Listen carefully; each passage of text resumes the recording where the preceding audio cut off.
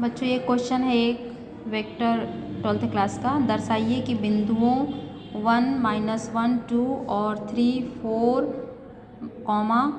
-2 से होकर जाने वाली रेखा बिंदु 0, 3, 2 और 3, 5, 6 से जाने वाली रेखा पर लंब है। तो दो रेखाएं लंब तब होती हैं जब उनका डॉट प्रोडक्ट क्या होता है, 0। तो हम सबसे पहले ये दोनों बिंदुओं से एक सदिश निकालेंगे। चूँकि रेखा जो है वो सदिश, अगर रेखा पर हम कोई सदिश निकाल देते हैं तो रेखा को रिप्रेजेंट करता है। तो ये दोनों बिंदुओं से हम एक सदिश निकालेंगे और इन दोनों बिंदुओं से एक सदिश निकालेंगे और दोनों सदिश को हम लंब देखने के लिए दोनों का डॉट प्रोडक्ट कर देंगे। अगर डॉट प्रोडक्ट 0 आता है तो वो लंब है। ठीक है, तो अब इस काम को करना शुरू करते हैं। तो यहाँ हम लिखते हैं हल, लिखेंगे प्रथम रेखा के लिए सदिश। तो हम इसका नाम दे देते हैं ए। ये कैसे निकलता है, जब दो बिंदु दिए रहते हैं तो हमको उनके दिक् अनुपात निकालते हैं।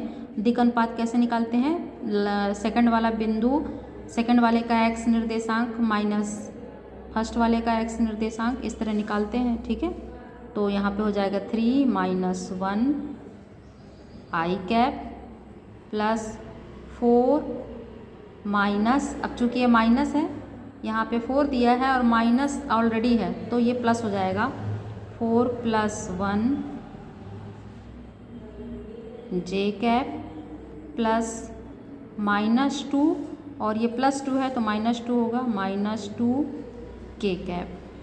ठीक, इसे थोड़ा सॉल्व करेंगे तो क्या हो जाएगा, 3 में से 1 गया तो 2 i cap plus 5 j cap और ये चूँकि दोनों माइनस के हैं तो बाहर माइनस ही हो जाएगा, 4 k कैप। ये आ गया हमारा वेक्टर ए। ठीक, अब हम द्वितीय रेखा के लिए, द्वितीय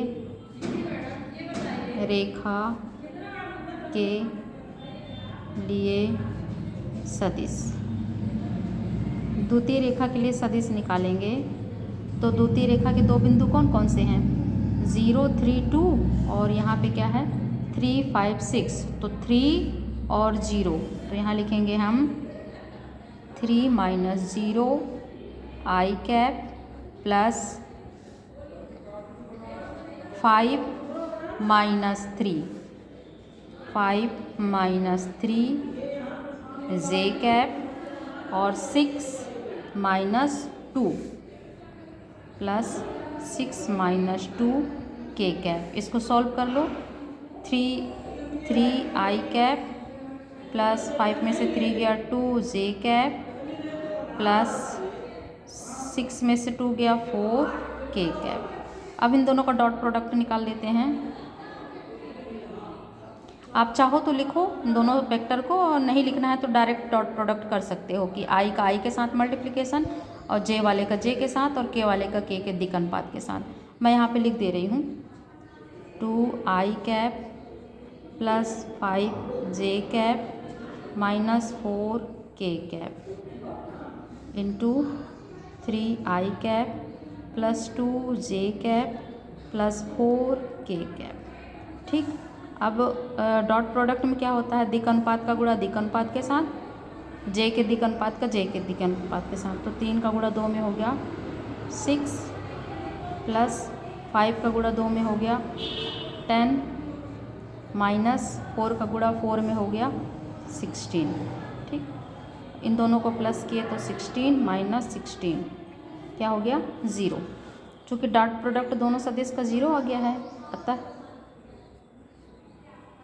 जो दोनों रेखाएं हैं लंब होंगी।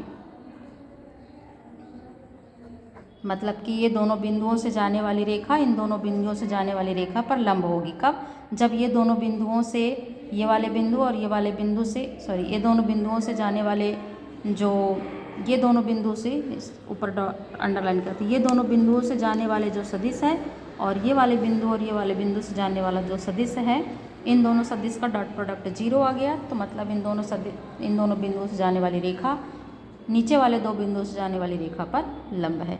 रेखा को रिप्रेजेंट करने के लिए हम वेक्टर निकाल लेते हैं उन्हीं दो बिंदुओं से। ठीक है, ओके।